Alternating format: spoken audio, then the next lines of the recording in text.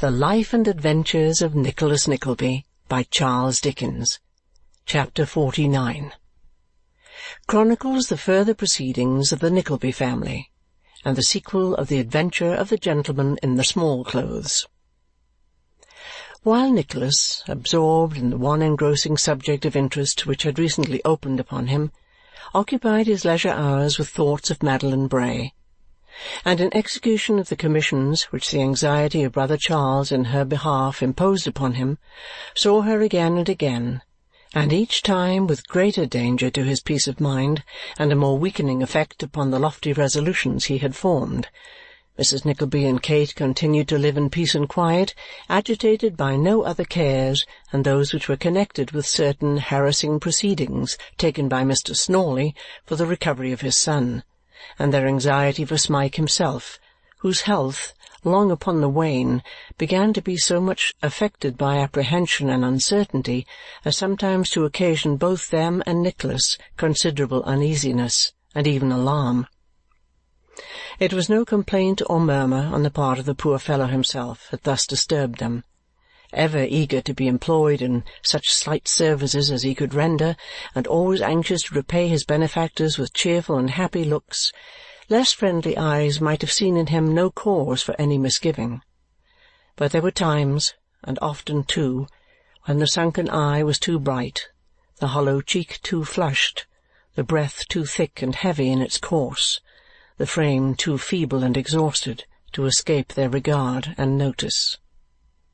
There is a dread disease which so prepares its victim, as it were, for death, which so refines it of its grosser aspect, and throws around familiar looks, unearthly indications of the coming change, a dread disease in which the struggle between soul and body is so gradual, quiet, and solemn, and the result so sure, that day by day and grain by grain the mortal part wastes and withers away, so that the spirit grows light and sanguine with its lightening load, and, feeling immortality at hand, deems it but a new term of mortal life, a disease in which death and life are so strangely blended that death takes the glow and hue of life, and life the gaunt and grisly form of death, a disease which medicine never cured, wealth never warded off, or poverty could boast exemption from, which sometimes moves in giant strides, and sometimes at a tardy, sluggish pace, but, slow or quick, is ever sure and certain. It was with some faint reference in his own mind to this disorder, though he would by no means admit it even to himself, that Nicholas had already carried his faithful companion to a physician of great repute. There was no cause for immediate alarm, he said. There were no present symptoms which could be deemed conclusive. The constitution had been greatly tried and injured in childhood, but still it might not be, and that was all. But he seemed to grow no worse, and as it was not difficult to find a reason for these symptoms of illness in the shock and agitation he had recently undergone, Nicholas comforted himself with the hope that his poor friend would soon recover. This hope his mother and sister shared with him, and as the object of their joint solicitude seemed to have no uneasiness or despondency for himself, but each day answered with a quiet smile that he felt better than he had upon the day before, their fears abated, and the general happiness was by degrees restored. Many and many a time in after years did Nicholas look back to this period of his life, and tread again the humble, quiet, homely scenes that rose up as of old before him. Many and many a time, in the twilight of a summer evening, or beside the flickering winter's fire, but not so often or so sadly then, would his thoughts wander back to these old days, and dwell with a pleasant sorrow upon every slight remembrance which they brought crowding home. The little room in which they had so often sat, long after it was dark, figuring such happy futures, Kate's cheerful voice and merry laugh, how, if she were from home, they used to sit and watch for her return, scarcely breaking silence, but to say how dull it seemed without her. The glee with which poor Smike would start from the darkened corner where he used to sit and hurry to admit her, and the tears they often saw upon his face, half wondering to see them too, and he so pleased and happy. Every little incident, and even slight words and looks of those old days, little heeded then, but well remembered when busy cares and trials were quite forgotten, came fresh and thick before him many and many a time, and, rustling above the dusty growth of years, came back green boughs of yesterday. But there were other persons associated with these recollections, and many changes came about before they had being. A necessary reflection for the purpose of these adventures, which at once subside into their accustomed train, and shunning all flighty anticipations or wayward wanderings, pursue their steady and decorous course. If the brothers Cheeryble, as they found Nicholas worthy of trust and confidence, bestowed upon him every day some new and substantial mark of kindness, they were not less mindful of those who depended on him. Various little presents to Mrs. Nickleby, always of the very things they most required, tended in no slight degree to the improvement and embellishment of the cottage. Kate's little store of trinkets became quite dazzling, and for company, if brother Charles and brother Ned failed to look in for at least a few minutes every Sunday or one evening in the week, there was Mr. Tim Linkinwater, who had never made half a dozen other acquaintances in all his life, and who took such delight in his new friends as no words can express. Constantly coming and going in his evening walks and stopping to rest, while Mr. Frank Cheeryble happened, by some strange conjunction of circumstances, to be passing the door on some business or other at least 3 nights in the week. "He is the most attentive young man I ever saw, Kate," said Mrs. Nickleby to her daughter one evening, when this last-named gentleman had been the subject of the worthy lady's eulogium for some time, and Kate had sat perfectly silent.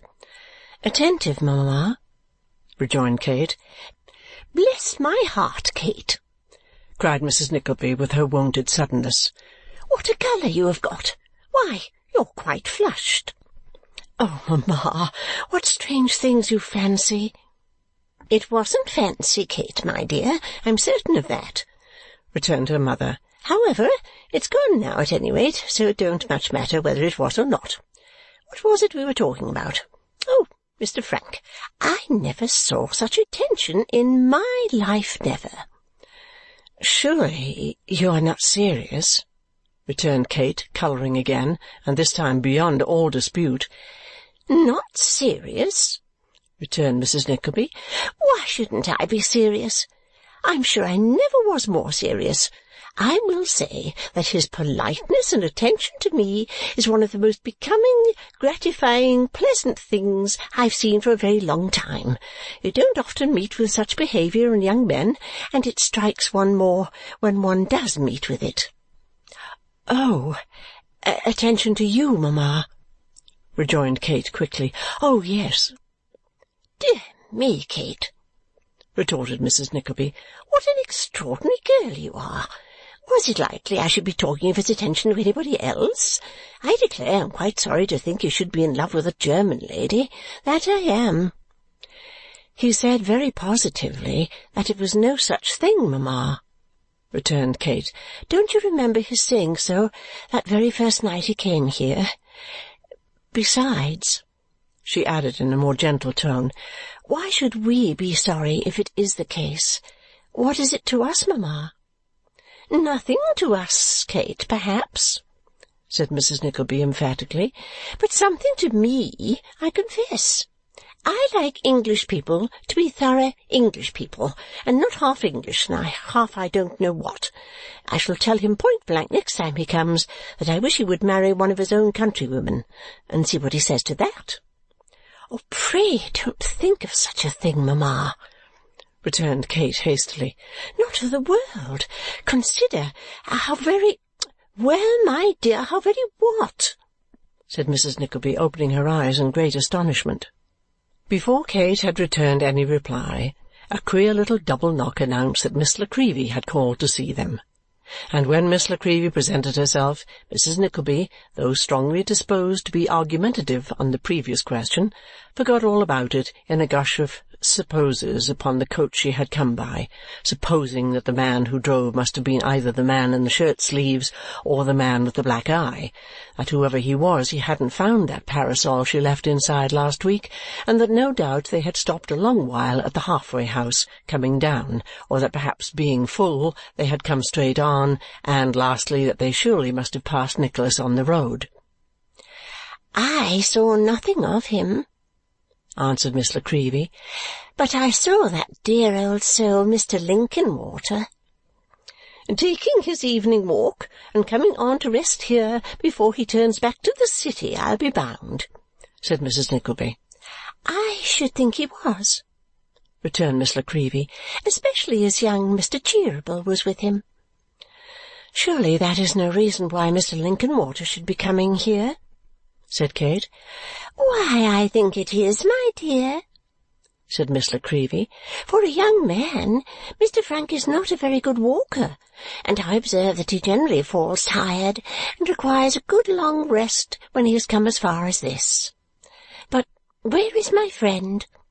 said the little woman, looking about, after having glanced slyly at Kate. "He has not been run away with again, has he? Ah, where is Mr. Smike?" said Mrs. Nickleby. "He was here this instant." Upon further inquiry it turned out, to the good lady's unbounded astonishment, that Smike had, that moment, gone upstairs to bed. "Well, now," said Mrs. Nickleby, "he is the strangest creature. Last Tuesday, was it Tuesday? Yes, to be sure it was. You recollect, Kate, my dear, the very last time young Mr. Cheeryble was here. Last Tuesday night he went off in just the same strange way, at the very moment the knock came to the door. It cannot be that he don't like company, because he is always fond of people who are fond of Nicholas, and I am sure young Mr. Cheeryble is. And the strangest thing is that he does not go to bed. Therefore it cannot be because he is tired.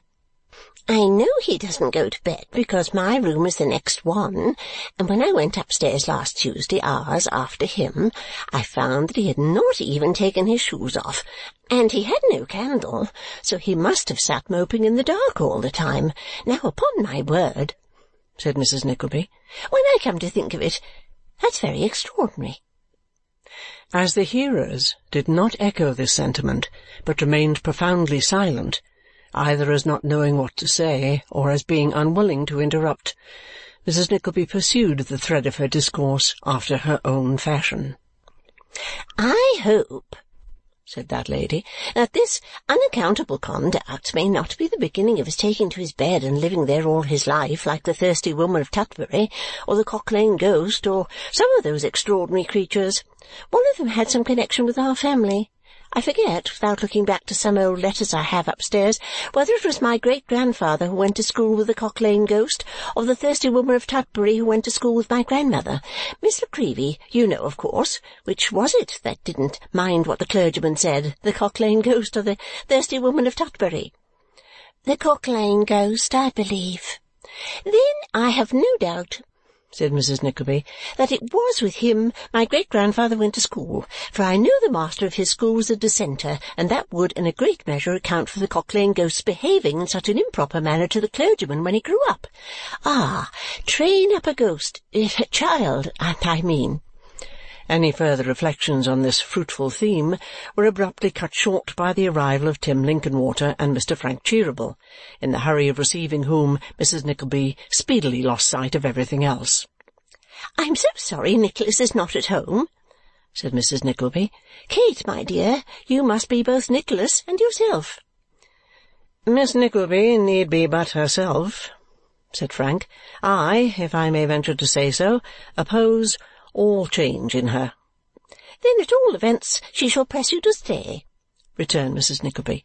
"Mr. Linkinwater says 10 minutes, but I cannot let you go so soon. Nicholas would be very vexed, I am sure. Kate, my dear."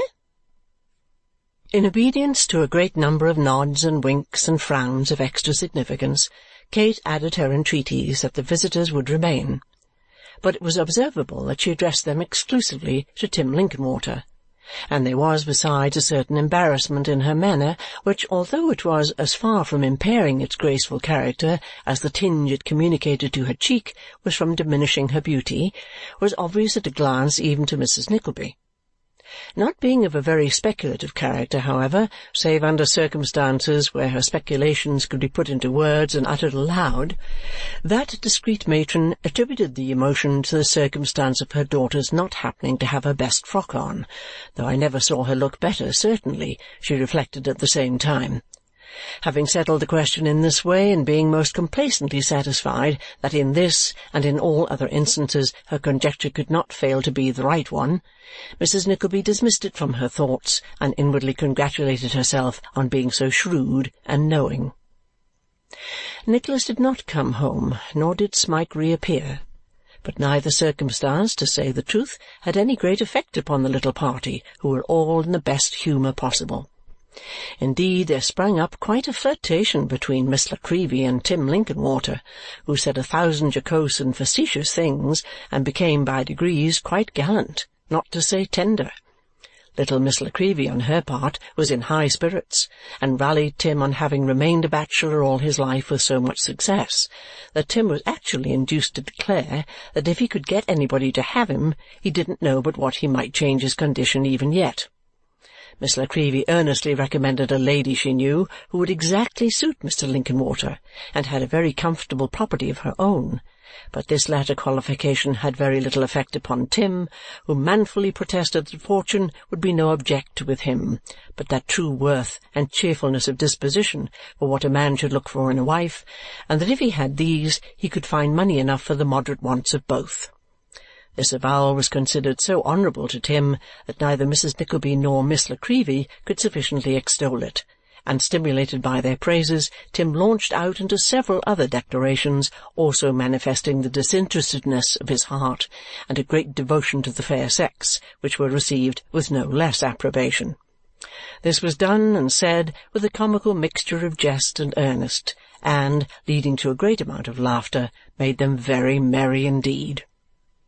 Kate was commonly the life and soul of the conversation at home, but she was more silent than usual upon this occasion, perhaps because Tim and Miss La Creevy engrossed so much of it, and, keeping aloof from the talkers, sat at the window watching the shadows as the evening closed in, and enjoying the quiet beauty of the night, which seemed to have scarcely less attractions to Frank, who first lingered near and then sat down beside her. No doubt there are a great many things to be said appropriate to a summer evening, and no doubt they are best said in a low voice, as being most suitable to the peace and serenity of the hour. Long pauses, too, at times, and then an earnest word or so, and then another interval of silence, which, somehow, does not seem like silence either, and perhaps now and then a hasty turning away of the head or drooping of the eyes towards the ground. All these minor circumstances, with a disinclination to have candles introduced and a tendency to confuse hours with minutes, are doubtless mere influences of the time, as many lovely lips can clearly testify. Neither is there the slightest reason why Mrs. Nickleby should have expressed surprise when, candles being at length brought in, Kate's bright eyes were unable to bear the light, which obliged her to avert her face and even to leave the room for some short time, because, when one has sat in the dark so long, candles are dazzling, and nothing can be more strictly natural than that such results should be produced, as all well-informed young people know. For that matter, old people know it too, or did know it once, but they forget these things sometimes, and more's the pity. The good lady's surprise, however, did not end here. It was greatly increased when it was discovered that Kate had not the least appetite for supper, a discovery so alarming that there is no knowing in what unaccountable efforts of oratory Mrs. Nickleby's apprehensions might have been vented if the general attention had not been attracted, at the moment, by a very strange and uncommon noise, proceeding, as the pale and trembling servant-girl affirmed, and as everybody's sense of hearing seemed to affirm also, right down the chimney of the adjoining room. It being quite plain to the comprehension of all present that, however extraordinary and improbable it might appear, the noise did nevertheless proceed from the chimney in question, and the noise, which was a strange compound of various shuffling, sliding, rumbling, and struggling sounds, all muffled by the chimney, still continuing, Frank Cheeryble caught up a candle, and Tim Linkinwater the tongs, and they would have very quickly ascertained the cause of this disturbance if Mrs. Nickleby had not been taken very faint and declined being left behind on any account. This produced a short remonstrance, which terminated in their all proceeding to the troubled chamber in a body, excepting only Miss La Creevy, who, as the servant girl volunteered a confession of having been subject to fits in her infancy, remained with her to give the alarm and apply restoratives in case of extremity. Advancing to the door of the mysterious apartment, they were not a little surprised to hear a human voice, chanting with a highly elaborated expression of melancholy, and in tones of suffocation which a human voice might have produced from under 5 or 6 feather beds of the best quality, the once popular air of "Has she then failed in her truth, the beautiful maid I adore?" Nor on bursting into the room without demanding a parley was their astonishment lessened by the discovery that these romantic sounds certainly proceeded from the throat of some man up the chimney, of whom nothing was visible but a pair of legs, which were dangling above the grate, apparently feeling, with extreme anxiety, for the top bar whereon to effect a landing. A sight so unusual and unbusinesslike as this completely paralysed Tim Linkinwater, who, after 1 or 2 gentle pinches at the stranger's ankles, which were productive of no effect, stood clapping the tongs together as if he were sharpening them for another assault, and did nothing else. "This must be some drunken fellow," said Frank. "No thief would announce his presence thus." As he said this, with great indignation, he raised the candle to obtain a better view of the legs, and was darting forward to pull them down with very little ceremony when Mrs. Nickleby, clasping her hands, uttered a sharp sound, something between a scream and an exclamation, and demanded to know whether the mysterious limbs were not clad in small clothes and grey worsted stockings, or whether her eyes had deceived her. "Yes," cried Frank, looking a little closer. "Small clothes, certainly, and rough grey stockings too. Do you know him, ma'am?" "Kate, my dear," said Mrs. Nickleby, deliberately sitting herself down in a chair with that sort of desperate resignation which seemed to imply that now matters had come to a crisis and all disguise was useless, "you will have the goodness, my love, to explain precisely how this matter stands. I have given him no encouragement, none whatever, not the least in the world. You know that, my dear, perfectly well. He was very respectful, exceedingly respectful, when he declared, as you were a witness to. Still, at the same time, if I am to be persecuted in this way, if vegetable what's-his-names and all kinds of garden stuff are to strew my path out of doors, and gentlemen are to come choking up our chimneys at home, I really don't know, upon my word I do not know, what is to become of me.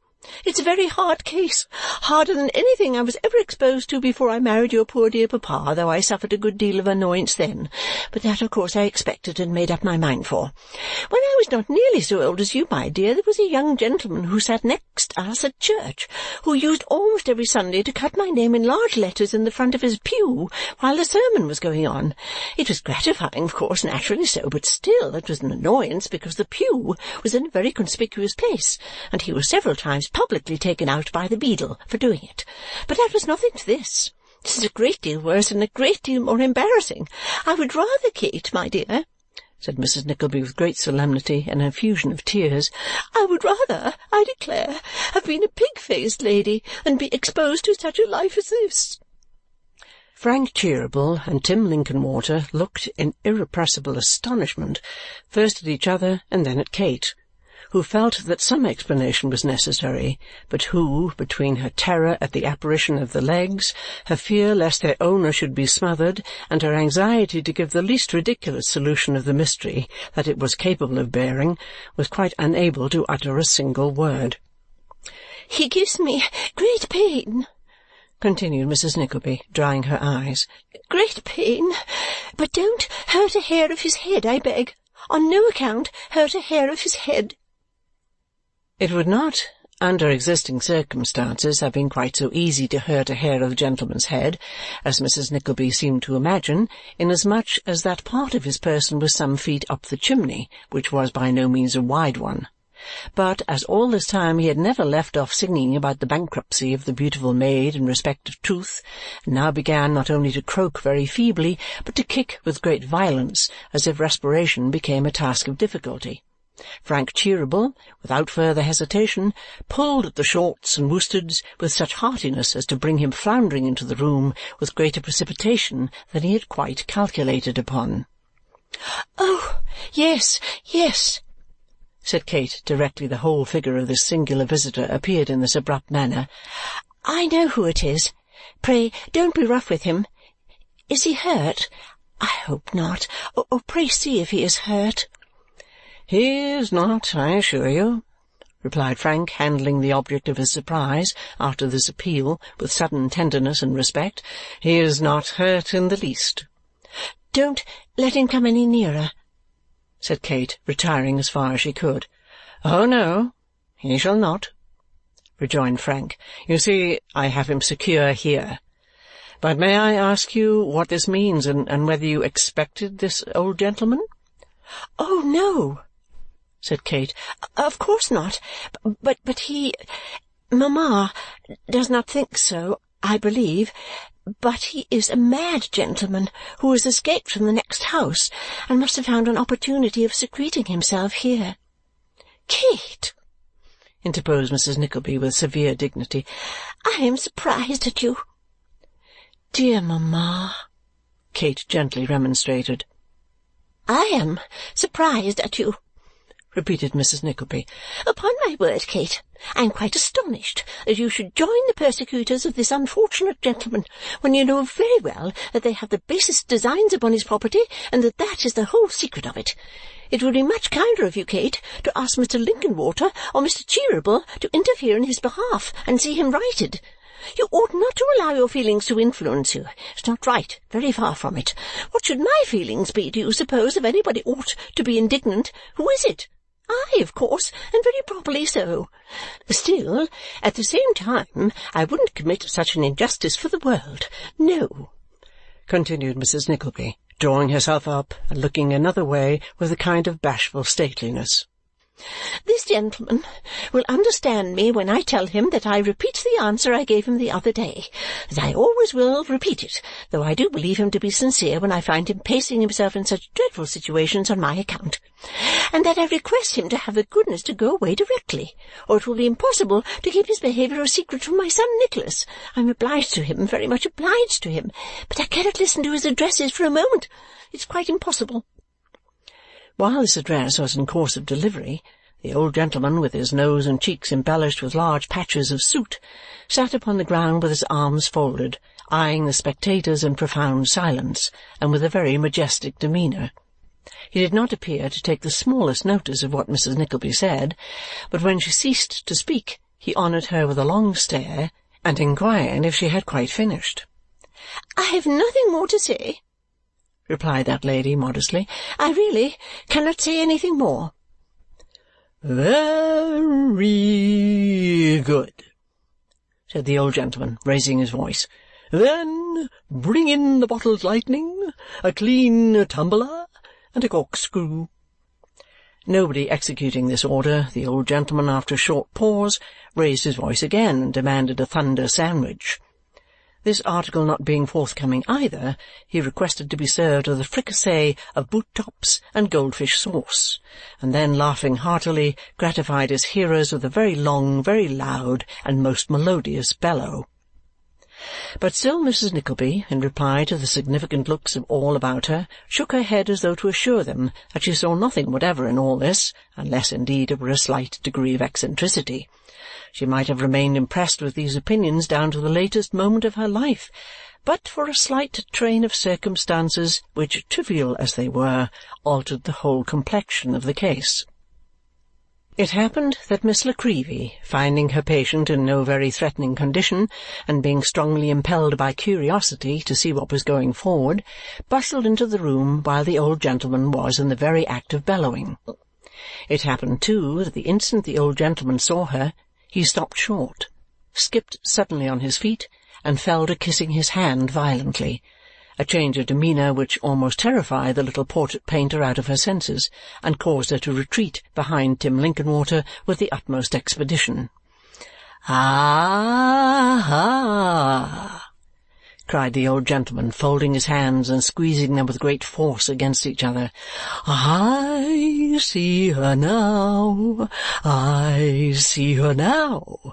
My love, my life, my bride, my peerless beauty. She has come at last, and all is gas and gaiters."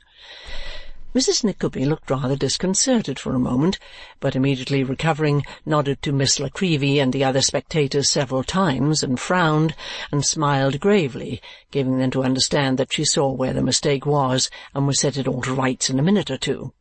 "She is come," said the old gentleman, laying his hand upon his heart. "Cormoran and Blunderbore, she is come. All the wealth I have is hers if she will take me for her slave. Where are grace, beauty, and blandishments like those? In the Empress of Madagascar? No. In the Queen of Diamonds? No. In Mrs. Rowland, who every morning bathes in Calidore for nothing? No. Melt all these down into one with the 3 Graces, the 9 Muses, and 14 biscuit-bakers' daughters from Oxford Street, and make a woman half as lovely? Pho! I defy you!" After uttering this rhapsody, the old gentleman snapped his fingers 20 or 30 times and then subsided into an ecstatic contemplation of Miss La Creevy's charms. This affording Mrs. Nickleby a favourable opportunity of explanation, she went about it straight. "I am sure," said the worthy lady with a prefatory cough, "that it's a great relief under such trying circumstances as these to have anybody else mistaken for me. A very great relief. And it's a circumstance that never occurred before, although I have several times been mistaken for my daughter Kate. I have no doubt the people were very foolish and perhaps ought to have known better, but still they did take me for her. And of course that was no fault of mine, and it would be very hard indeed if I was to be made responsible for it. However, in this instance, of course, I must feel that I should do exceedingly wrong if I suffered anybody, especially anybody that I am under great obligations to be made uncomfortable on my account. And therefore I think it my duty to tell that gentleman that he is mistaken, that I am the lady who he has told by some impertinent person was niece to the Council of Paving Stones, and that I do beg and entreat of him to go quietly away if it's only for—" Here Mrs. Nickleby simpered and hesitated. "For my sake." It might have been expected the old gentleman would have been penetrated to the heart by the delicacy and condescension of this appeal, and that he would at least have returned a courteous and suitable reply. What, then, was the shock which Mrs. Nickleby received when, accosting her in the most unmistakable manner, he replied in a loud and sonorous voice, "Avaunt, cat!" "Sir!" cried Mrs. Nickleby in a faint tone. "Cat!" repeated the old gentleman. "Puss, kit, tit, grimalkin, tabby, brindle, whoosh!"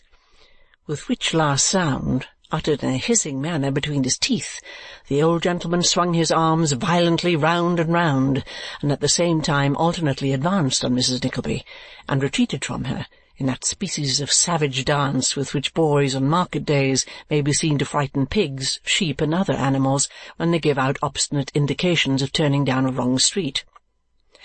Mrs. Nickleby wasted no words, but uttered an exclamation of horror and surprise and immediately fainted away.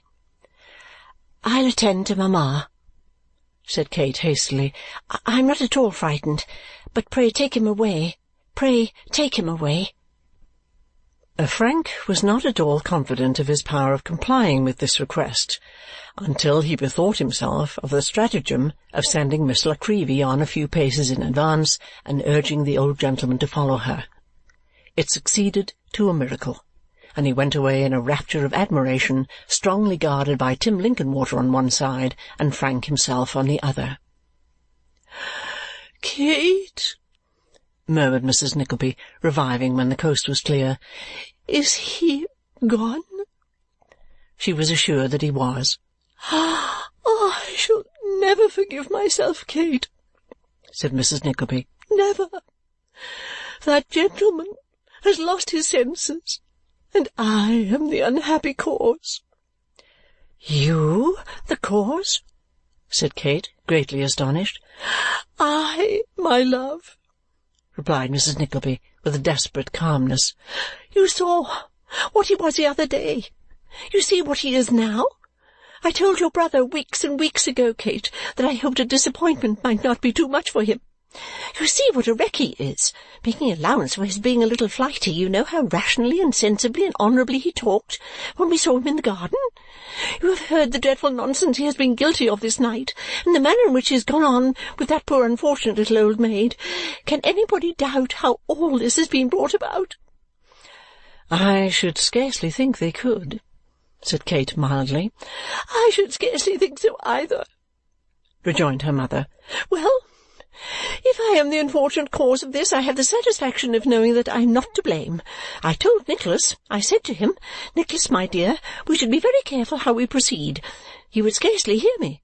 If the matter had only been properly taken up at first, as I wished it to be, but you are both of you so like your poor papa. However, I have my consolation, and that should be enough for me." Washing her hands thus of all responsibility under this head, past, present, or to come, Mrs. Nickleby kindly added that she hoped her children might never have greater cause to reproach themselves than she had, and prepared herself to receive the escort, who soon returned with the intelligence that the old gentleman was safely housed, and that they found his custodians, who had been making merry with some friends, wholly ignorant of his absence. Quiet being again restored, a delicious half-hour, so Frank called it, in the course of subsequent conversation with Tim Linkinwater as they were walking home, was spent in conversation, and Tim's watch at length apprising him that it was high time to depart, the ladies were left alone, though not without many offers on the part of Frank to remain until Nicholas arrived, no matter what hour of the night it might be, if, after the late neighbourly eruption, they entertained the least fear of being left to themselves. As their freedom from all further apprehension, however, left no pretext for his insisting on mounting guard, he was obliged to abandon the citadel and to retire with the trusty Tim. Nearly 3 hours of silence passed away. Kate blushed to find, when Nicholas returned, how long she had been sitting alone, occupied with her own thoughts. "I really thought it had not been half an hour," she said.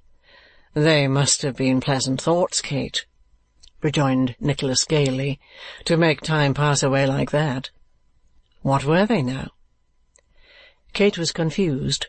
She toyed with some trifle on the table, looked up and smiled, looked down, and dropped a tear. "Why, Kate," said Nicholas, drawing his sister towards him and kissing her, "let me see your face." "No." "Ah, that was but a glimpse. That's scarcely fair. A longer look than that, Kate. Come, and I'll read your thoughts for you." There was something in this proposition, albeit it was said without the slightest consciousness or application, which so alarmed his sister that Nicholas laughingly changed the subject to domestic matters, and thus gathered by degrees, as they left the room and went upstairs together, how lonely Smike had been all night, and by very slow degrees too, for on this subject also Kate seemed to speak with some reluctance. "Poor fellow!" said Nicholas, tapping gently at his door. "What can be the cause of all this?" Kate was hanging on her brother's arm. The door being quickly opened, she had no time to disengage herself before Smike, very pale and haggard and completely dressed, confronted them. "And have you not been to bed?" said Nicholas. No," was the reply. Nicholas gently detained his sister, who made an effort to retire, and asked, "Why not?" "I could not sleep," said Smike, grasping the hand which his friend extended to him. "You are not well?" rejoined Nicholas. "I am better indeed, a great deal better." said Smike quickly. "Then why do you give way to these fits of melancholy?" inquired Nicholas in his kindest manner. "Or why not tell us the cause? You grow a different creature, Smike." "I do. I know I do," he replied. "I will tell you the reason one day, but not now. I hate myself for this. You are all so good and kind, but I cannot help it. My heart is very full. You do not know how full it is." He wrung Nicholas's hand before he released it, and glancing, for a moment, at the brother and sister as they stood together, as if there were something in their strong affection which touched him very deeply, withdrew into his chamber, and was soon the only watcher under that quiet roof. Chapter 49.